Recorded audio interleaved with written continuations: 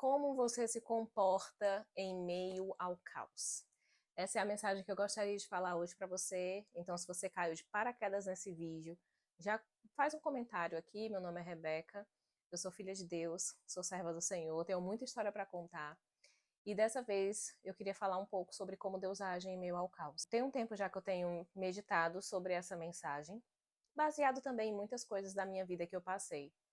E aí, ontem, antes de ontem, Deus veio tocando ao meu coração para comentar sobre isso, baseado também em algumas pregações. E se você for parar para prestar atenção, Deus ele opera em meio ao caos desde antes da fundação do mundo. Porque em Gênesis 1, quando a gente vai ler, fala que a terra era sem forma e vazia, o Espírito de Deus pairava sobre a face das águas e havia escuridão. E Deus, quando viu aquilo, ele disse: haja luz e houve luz. Então, a partir do momento que existe um caos e Deus está no meio daquele caos, ele começa a agir. E assim também é na nossa vida.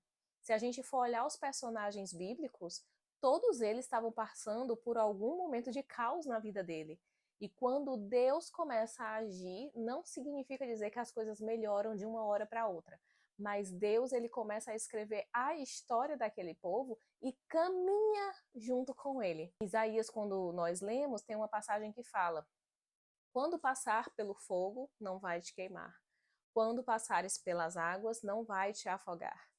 Ele não fala, ele não dá uma condição, né? Se você passar pelo fogo, se você passar pelas águas, ele não fala um se, ele fala o quando.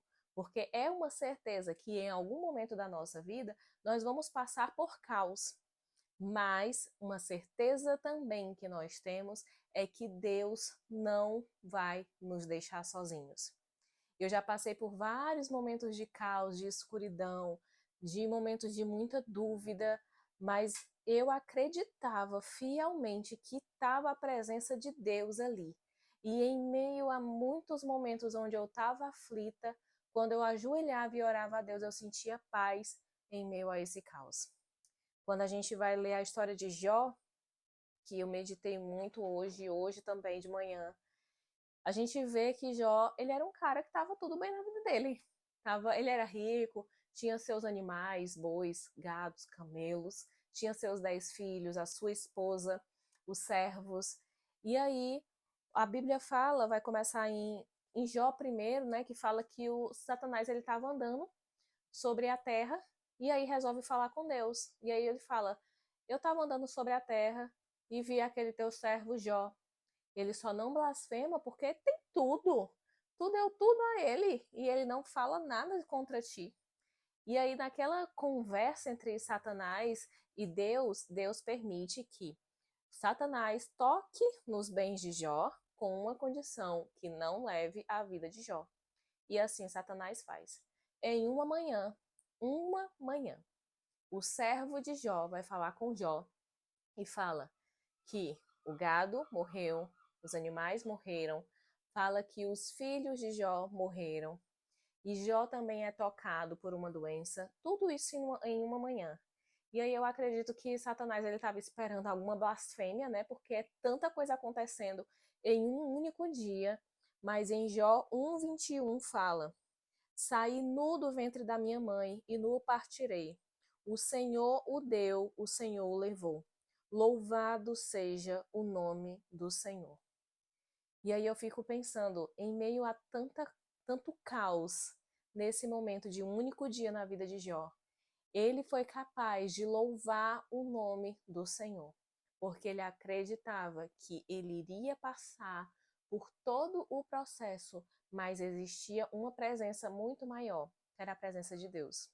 Eu me lembro que no momento da minha vida, eu passei por um momento assim de muita tribulação, onde eu fui despejada, onde eu passei por momentos de solidão, de dúvida, de incerteza, de abandono, de muita frustração. Eu queria, gente, me esconder. Eu tava igual Elias, sabe? Me deixe na caverna que eu não quero sair da caverna. Eu tava assim. Mas eu sabia que era um momento transitório, que eu precisava passar por aquilo dali, não por escolha minha, porque eu não tinha pedido para passar por aquele momento. Mas eu sabia que aquele momento iria servir para que eu amadurecesse. E eu acreditava fielmente que Deus estava comigo, sabe? E hoje eu posso dizer para você que no momento de caos, a única presença que me consola é a do Senhor Jesus. Eu posso estar passando por várias tribulações e momentos ruins na minha vida, mas eu tenho uma certeza de que Deus está comigo escrevendo a minha história. E Ele é o mesmo Deus que está escrevendo a sua história também. Eu não sei do que você está passando, eu não sei quais são as suas tribulações, mas que no momento de caos você possa fazer como Jó. O Senhor deu, o Senhor levou. Louvado seja o nome do Senhor. Isso tudo vai passar, porque Deus, ele é um Deus que opera milagres. E ele não é um Deus de confusão. Em Romanos fala que todas as coisas cooperam para o bem daqueles que amam a Deus. Então confie, acredite, se entregue, viva esse processo, porque mais lá na frente você vai entender. Hoje, muitas vezes, quando eu olho para o meu passado, eu não entendo certas coisas e não entendo também certos milagres. Quando eu olho, eu digo assim, gente, eu sou totalmente uma improvável.